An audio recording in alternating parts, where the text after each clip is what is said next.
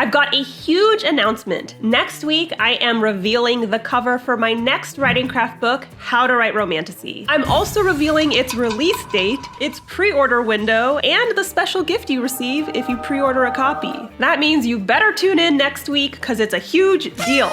I've been working really hard on this book. My team over at 10 Speed Press has been absolutely amazing, and I cannot wait for you to see all the hard work come to fruition. Mark Wednesday on your calendar because going down. Additionally, if you'd like to be a part of the cover reveal, you can. All you gotta do is sign up via the link below. And if you want to join my street team, you can do that too. I've got another sign up sheet in the description below. On to today's topic, it's time for more of my reading pet peeves. We all have enormous tropes that we don't like. I hate the fridging a woman trope. You might hate the miscommunication trope. But there are also teeny tiny micro tropes or even storytelling elements that may seem inconsequential to other people, but they drive you up the wall. That's what we're talking about today. I'm talking about the little things I find in books that are so annoying I might not even finish reading. Number 1, the female main character is less than 5 feet tall and she was written by a man. Because of course she was. I don't have a problem with short female characters. Layla from the Saviors series is 5'3". But I have read so many books written by men where the main female character is itty bitty, almost childlike in size, and those elements are fetishized. She's always less than 5 feet tall. She's described as incredibly petite, small, innocent, a slip of a thing. Bonus points if the narrative says she's 100 pounds soaking wet. They explicitly state that she has childlike features. They describe her as tiny, girlish, looking younger than her years. And then they sexualize the shit out of it. It's giving pedophile. Just saying. I call it like I see it. If you want to make the main character short, just say she's short. Instead, you're telling on yourself by waxing poetic about how sexy she is for looking like a kid. I literally came across this in a book just a few days ago, and even worse, the character was a teenager. I've seen this enough that if I read the line she was less than 5 feet tall, I usually just put the book down. I'm done taking chances. Y'all are nasty. Number 2, the accidental pregnancy. This isn't so much a micro trope as it is just a regular normal trope, but it's so bad that it was worth discussing. If a supporting character gets pregnant, that's fine. If there is a time skip over the pregnancy itself, even better. But if the plot hinges on an accidental pregnancy, I'm probably not even gonna pick up the book in the first place, to be honest. If you love babies, great. But my preferred genre is romance, and I don't find pregnancy romantic at all. Swelling feet, vomiting, face bloat, mucus plugs. It sounds like a fucking nightmare. And even if we delve into other genres, the accidental pregnancy trope just fucks everything up. When I read a post-apocalyptic book and one of the characters gets pregnant, I can't help but question the intelligence of everyone involved. Who the hell is cream pieing during an apocalyptic event? Why are you letting someone jizz inside of you while the world is ending?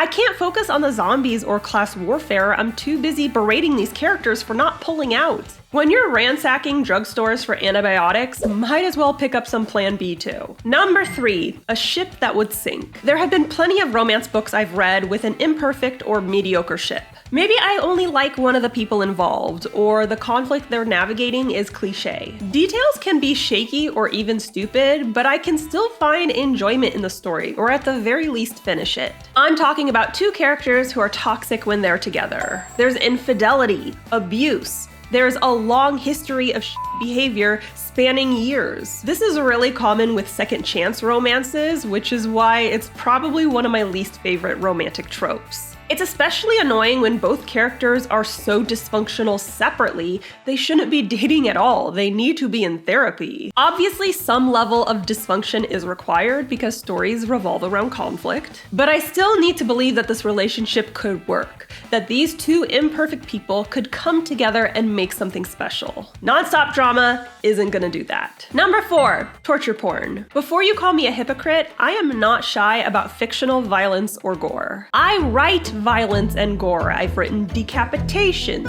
people being lit on fire, all that good stuff. But there's a huge difference between gore and torture porn, and I'm not interested in the latter. Torture porn is when the violence is so gratuitous and nonsensical, it no longer makes sense for the story. In fact, it seems to exist for the sole purpose of shocking the reader. But Jenna, violence is shocking. Exactly! That's why torture porn isn't necessary. I want to make it explicitly clear what I define as torture porn, and the only way to do that is to describe a scene that I found so revolting I literally DNF'd the book in the middle of the scene. But I am genuinely scared to describe it because it is so gross. If you want to be spared, skip ahead to this time, you've been warned. So this guy stabs the out of a woman and then he decides he's going to SA her. So he took off his pants, pulled out his and used her blood as lube for his.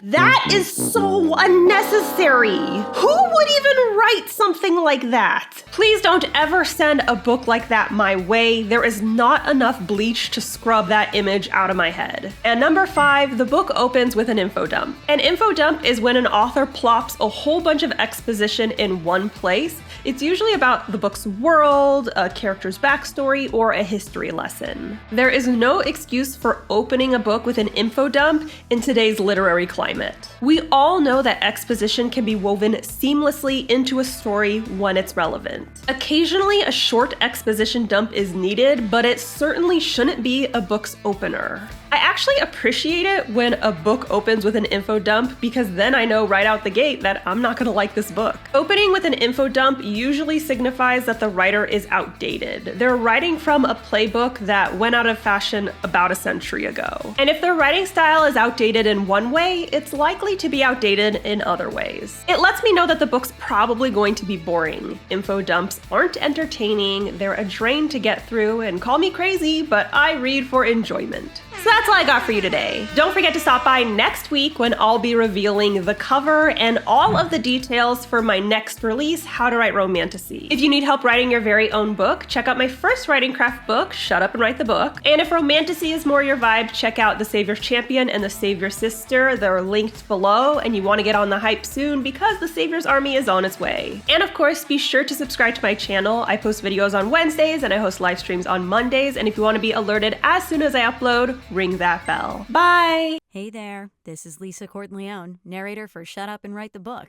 by Jenna Moreci.